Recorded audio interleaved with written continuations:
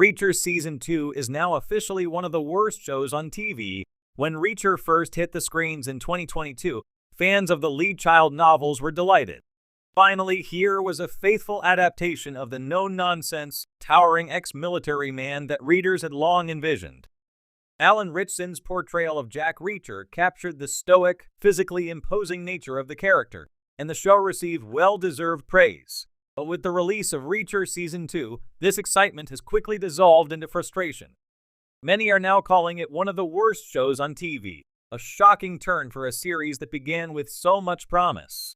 What went wrong? How did a show that once embodied the gritty, suspense-filled life of Jack Reacher devolve into a cliché-ridden mess? The cracks began to show early on, but as the season progressed, it became apparent that there were several reasons Reacher Season 2 fell apart. First, there's the plot.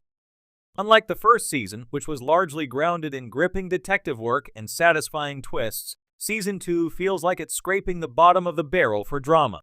Instead of focusing on Reacher's methodical, clever approach to solving problems, the writers opted for more predictable storylines. Lazy, recycled tropes have taken over the once engaging mysteries. Episodes drag on without the tension or stakes that made the first season such a hit. Instead of suspense, we get overly long action sequences that fail to propel the plot forward, and what little intrigue the show attempts is undercut by obvious twists. The dialogue has also taken a nosedive. Reacher has always been a man of few words, but in Season 2, the writing makes him seem less like a quiet thinker and more like a bland, one-dimensional action figure. Where there used to be moments of dry humor and quiet intensity, now we are left with wooden lines delivered with no emotional weight. Worse still, the supporting characters who previously added depth to the show are sidelined, reduced to forgettable, cookie-cutter roles.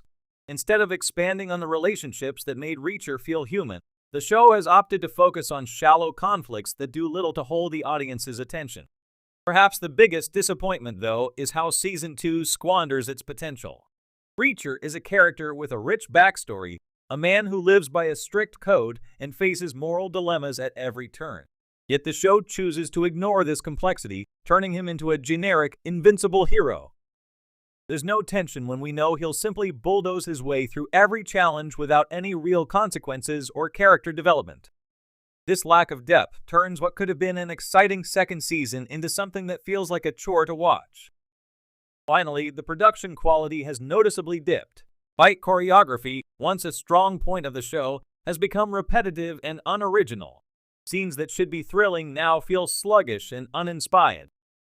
Even the cinematography has lost its edge, with dull, flat visuals replacing the stark, moody aesthetic of Season 1. All in all, Reacher Season 2 feels like a classic case of sophomore slump. The show has lost its way, trading in its intelligence and character-driven drama for